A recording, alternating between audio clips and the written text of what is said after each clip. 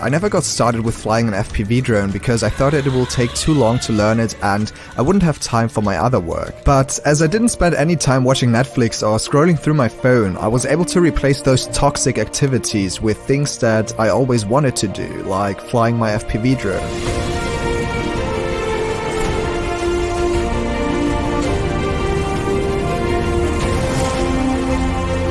Being up in the air, cruising through this beautiful landscape, I felt super excited. Not only because I was flying with more than 70 kilometers per hour through trees, but because I finally prioritized my time in the right way and engaged in a new hobby.